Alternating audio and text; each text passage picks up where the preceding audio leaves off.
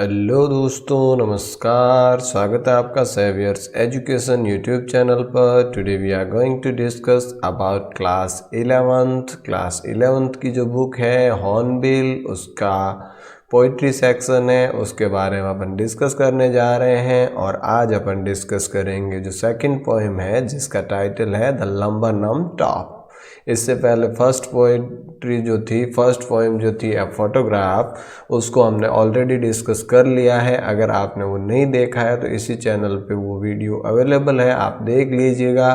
Channel को अभी तक सब्सक्राइब नहीं किया है तो प्लीज़ सब्सक्राइब कर दीजिएगा, बेल आइकन को प्रेस कर दीजिएगा ताकि लेटेस्ट वीडियो नोटिफिकेशन आपको मिलता रहे।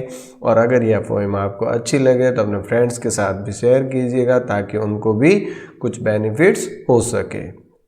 तो आज अपन बात करने जा रहे हैं अपना जो टाइटल है, जिसका कि टाइटल देखो, नाम दिखाई दे रहा है आपको, लिखा हुआ है द लंबरनम टॉप। अब लंबरनम क्या है? लंबरनम जो है एक पेड़ का नाम है, एक ट्री का नाम है, जिसको हिंदी में अपन कहते हैं अमलतास। अमलतास जो है, जो कि पॉइजनस सीड होते हैं, उसके जहरीले बीज होते हैं। तो उस अमलतास के टॉप का मतलब होगा किसी भी क्षेत्र का, किसी भी चीज़ का ऊपरी हिस्सा।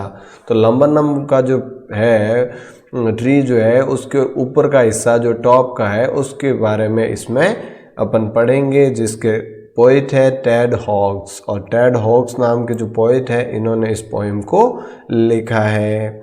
तो देखिए अपन चर्चा करते हैं कि भाई क्या है। तो सबसे पहले देखो, द लंबरनम टॉप इज साइलेंट। अब सबसे पहले जब शुरुआत हो रही है पोएम की, तो इसमें ये कहा है कि भाई लंबरनम टॉप इज साइलेंट, यानी कि जो लंबरनम टॉप है, लंबरनम का जो सबसे ऊपरी क्षेत्र है, वो क्या है? साइलेंट है, यानी बिल्कुल चुप है, क्वाइट स्टिल, और एकदम से स्थिर है। क्वाइट स्टिल का मतलब जो है एकदम स्थिर है। इन द आफ्टरनून, और समय कैसा है? आफ्टरनून, दोपहर का समय है। येलो सितंबर सनलाइट, येलो यानी पीले कलर का, सितंबर का महीना है, एंड सनलाइट, सनलाइट का मतलब सूर्य की जो रोशनी है। अब येलो यहाँ किस चीज़ को जो है डिफाइन करता है? देखिए, सितंबर का महीना है यानी कि पतझड़ ऋतु है, ऑटम सीजन है। और ऑटम सीजन में क्या होता है कि पेड़ जो है उसकी पत्तियां हरी से जो है सूखनी शुरू हो जाती है और वो येलो कलर की हो जाती है, फिर धीरे धीरे झड़ना शुरू हो जाती है।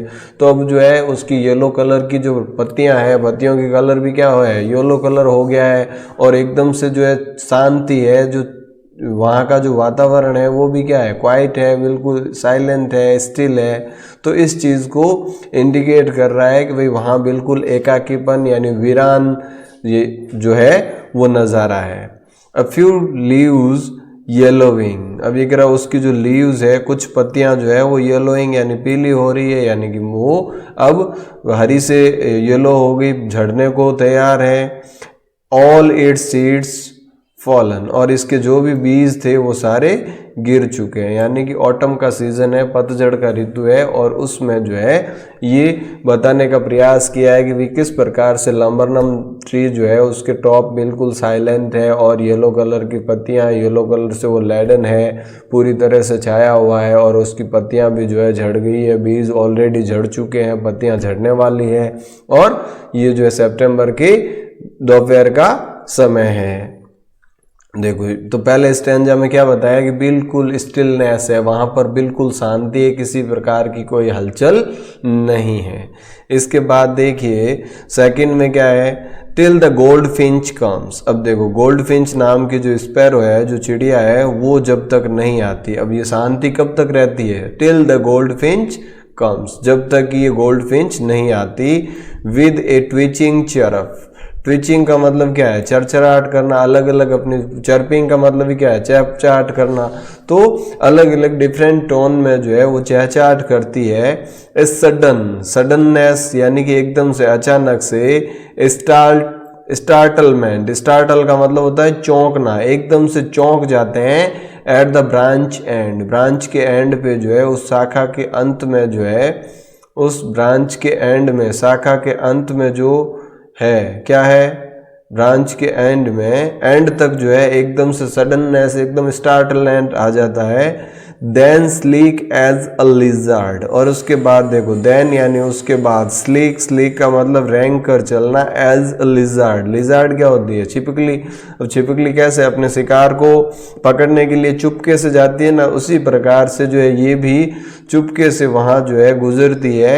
एन अलर्ट एंड अब्रम्प्ट, अलर्ट है बिल्कुल, ये अलर्ट है, और अब्रम्प्ट है यानी कि एकदम क्विक है, तेज है, अपने मूवमेंट जो है इसके क्विक है, और अलर्ट बिल्कुल मतलब सतर्क होते हुए वो चलती है। She enters the thickness, she enters यानी वो प्रवेश करती है, द थिकनेस, थिकनेस का मतलब जहां डालियां घनी है, सघन है वहां पर।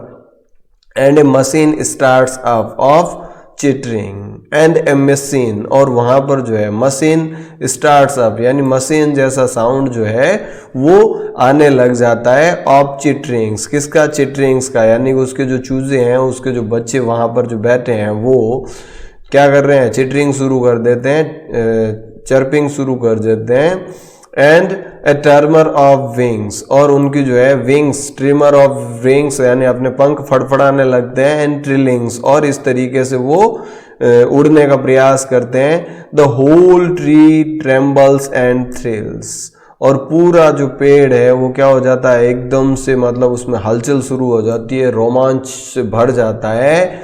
It is the engine of her family, और ये जो है क्या है? Engine of family. इस ट्री को जो है क्या कहा गया है कि भाई इंजन ऑफ द फैमिली, यानी ये फैमिली का एक तरह से इंजन है। और जैसे ही जो है वो सी स्टॉक्स इट फुल, और सी यहाँ गोल्ड फिंच के लिए आया है कि भाई गोल्ड फिंच जब आती है यहाँ पर, then flirts out to a branch end, और उसके बाद जो है उड़कर ब्रांच के एंड तक जाती है। शोविंग हर बैड फेस आइडेंटिटी मास्क, और शोइंग यानी दिखाती है अपना बैड फेस आइडेंटिटी मास्क, अपनी पहचान को, यानी कि वो चुपके से जो है लिजार्ड की तरह स्लीक होके वहां जाती है अपने उस चूजों के पास में। और जैसे ही वो उनको देखते हैं रोमांचित हो जाते हैं, खुशी से चहचहाने लगते हैं, उड़ने का प्रयास करते हैं, पंख फड़फड़ाते हैं, और पूरा अमलतास जो है, पूरा लंबरनम टॉप जो है वो क्या होता है? एकदम से चहचहाट में भर जाता है, खिल जाता है, और वहां पर जो है रोमांच का स्थिति होता है।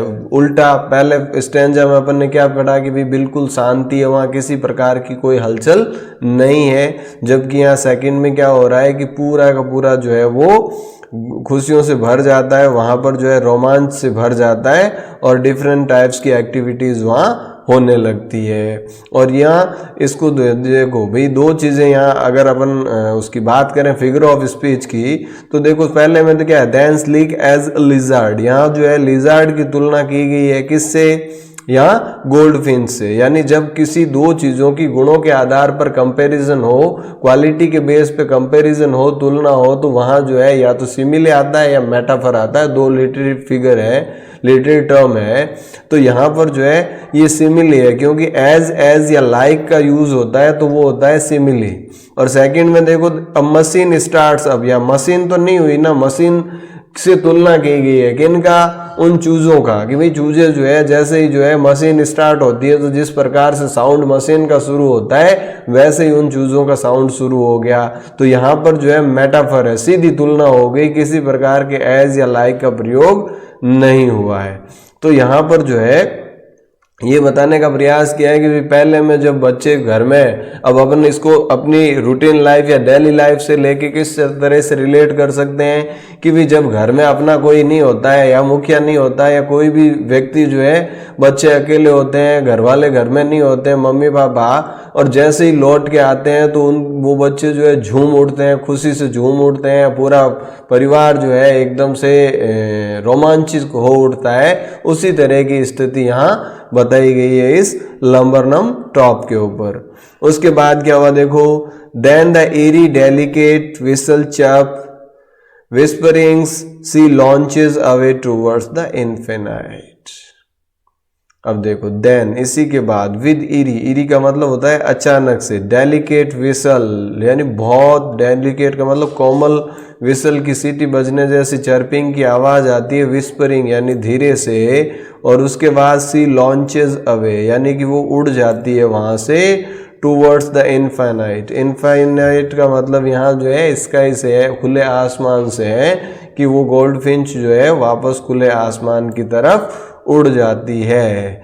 And the laburnum subsides to empty, और जो लंबरनम है वापस वो उसी प्रकार से खाली हो जाता है, यानी कि वहाँ फिर से जो है स्टिलनेस, यानी कि जो साइलेंट है, जो क्वाइट स्टिलनेस है वो छा जाती है। तो किस प्रकार से परिवार के मुखिया गोल्डफिंच के वहाँ आने से जो है उनमें हलचल होती है, और इसके बाद किस प्रकार से वापस वो शांत हो जाता है, ये जो है एक लंबरनम ट्री के ऊपर का जो एपिसोड है, जो टेड हॉग्स ने जैसा महसूस किया, जैसा फील किया, उन्होंने यहाँ बताने का प्रयास किया है कि भाई आप भी जो है इसको फील करें, नेचर की ब्यूटी को फील करें, और इसको अपने फैमिली लाइफ से या अपने डे टू डे लाइफ से को रिलेट करके भी इसको समझने का प्रयास करें। तो आई होप आपको ये जो पोएम है अच्छे से समझ में आ गई होगी, इसमें पोइट जो है क्या कहना चाह रहे हैं वो भी समझ लिया होगा। इसी के साथ आज के इस सेशन को यहीं विराम देंगे,